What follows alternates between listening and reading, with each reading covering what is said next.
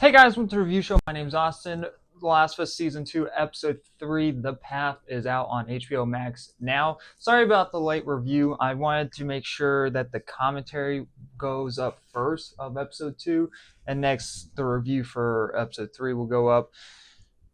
Hopefully we can get back on track with these going up on time. So I wasn't too big of a fan of the previous episode, and I'm probably the only one, and Cliff did not think this was the previous one was a perfect episode.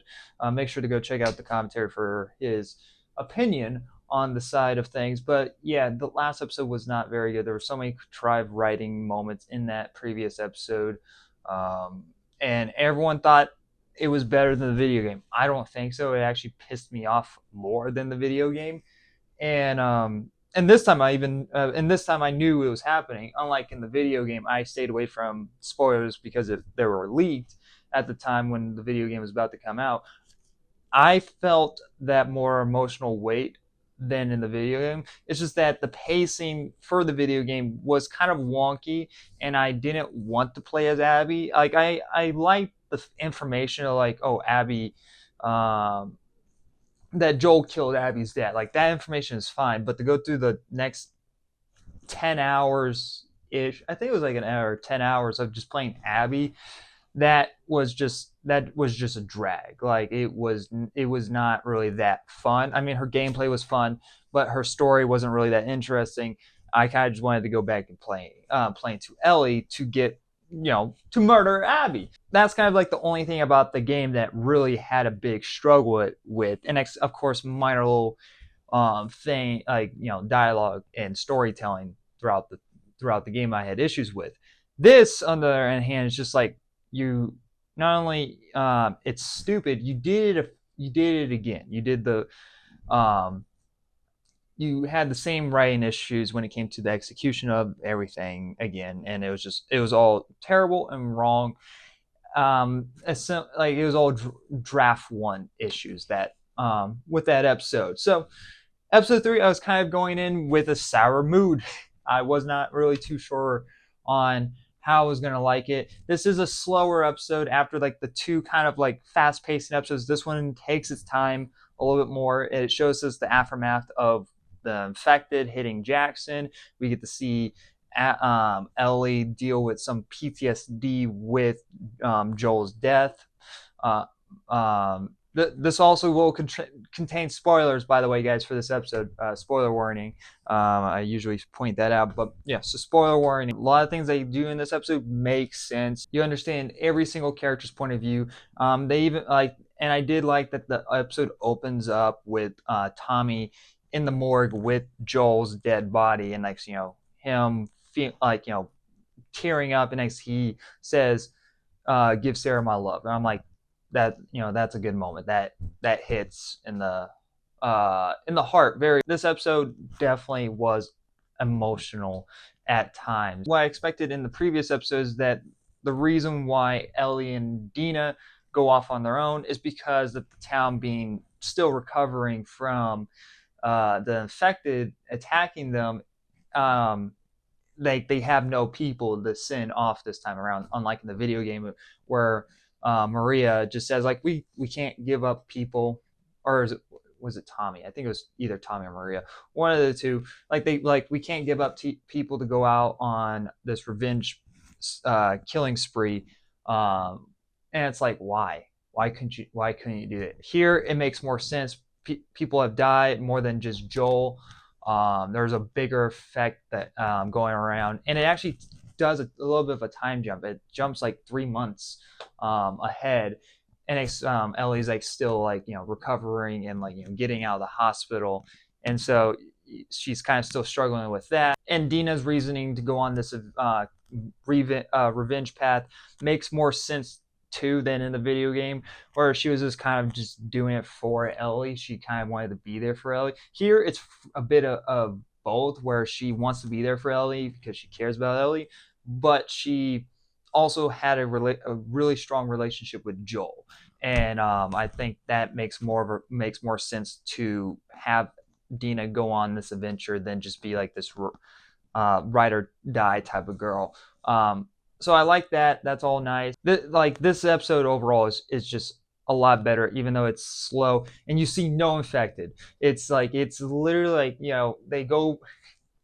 It's a minor nitpick. It's a minor nitpick. I hope that it doesn't revert back to the first season where I have issues where there's just no infected and it's just like them walking across the country and it's just nothing but exterior shots from far distance showing them walk and having some minor little conversations. You kind of get that with Dina and Ellie going off on this adventure. I would have liked if they had maybe one or two infected that they had to sneak around, had to dealt with. I think that would have been good enough. But I'm fine with it for now since it is dealing with like a big action packed in the previous episode. This one's going to be a slower pace type of episode, so I'm fine with that. I'm just hoping that it doesn't carry on into the next couple of episodes for throughout the rest of the season. I know there will be human battles, and I know there's going to be one section that will involve infected, but I hope that it's it's a continuation, that there's constantly a threat in the next episodes, and that's like my biggest problem with the first season is that it never felt like there were threats. Like every once in a while, like, oh, you'll bump into somebody, and next next they dealt with that person, and next there's no more threat. And so hopefully that's not the case this time around. But yeah, that's pretty much really. There's not really much to go into this episode. A lot of things make more sense here than in the video game. Like they even have trials for if we should vote for send people out to find Joel's killers. I do like that, and even Seth gets kind of a redemption moment in this episode from the previous first episode, where he actually helps Ellie because the town rejects this offer, and Ellie and Dina are sneaking out, and this time without Tommy going off on his own, fucking Ellie and Dina over. Seth actually helps them sneak out, and he offers like a gun to Ellie, and he tries to make peace with her.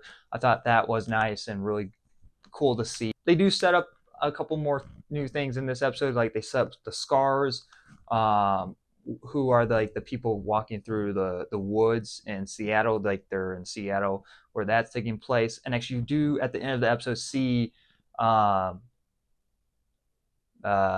Mason, I think is his name, or I forget the character's name. It starts with some form of M. I think it's Mason or not Marlon. I have no idea. But the actor is the new Falcon, so I'm gonna call him Falcon from now on until I remember the character's name. But you do see him looking over Seattle, and actually see how big WLF wolves are. You see them walking through the streets, and actually you see this overview shots and how big this group it really is, and how big of a threat that Ellie and Dina are getting themselves into.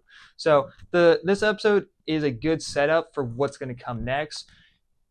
But I'm still getting a little worried that they're rushing through a lot of things, because they rushed through Joel's death in the previous episode, and now now the pacing slowed back down to where they're setting things up, but we have 4 more episodes left, and it feels like there's so much still that they got to do before they even decide to end the season. And I get that they're splitting the game into 2 seasons, but even then, you still have to find a good point to stop at, to set things up for season 3. And that's why I kind of wish that they dragged Joel's death out towards the end of season 2. I was kind of hoping that they would, maybe make things up, and episode 2 should have been the finale of this season, setting things up for season 3. And I think that would have been a lot better way to cap off this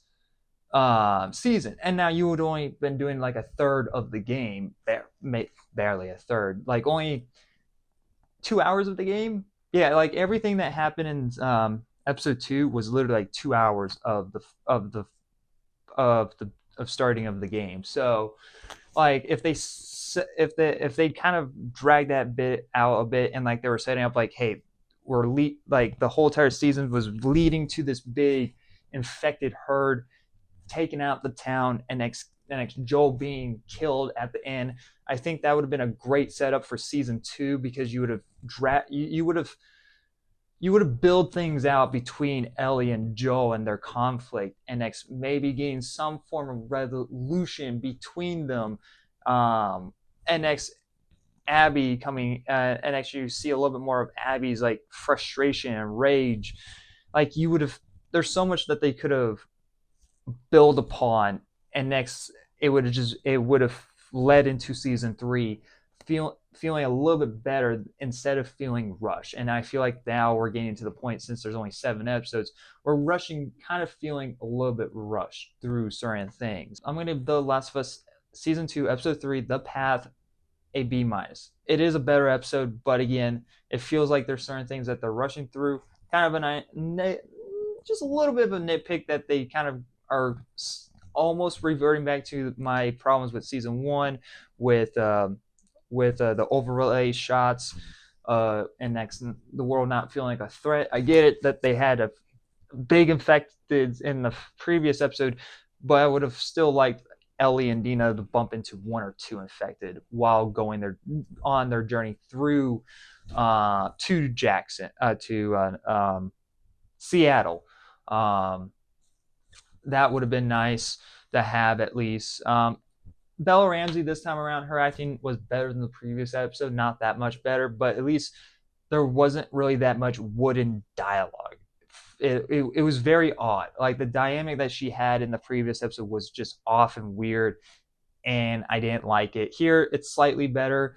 I actually kind of believe in a bit more of Belle Ramsey's acting, especially when she's freaking out in the hospital and when she's having PTSD of Joel's death. I thought that was really good. Anyway, guys, be expecting episode 3's commentary on time this time. Be expecting that. So, and be expecting my reviews to be more on time as well. So anyway, guys, thanks for watching. Like always, I'll see you guys in the next review. Bye, guys.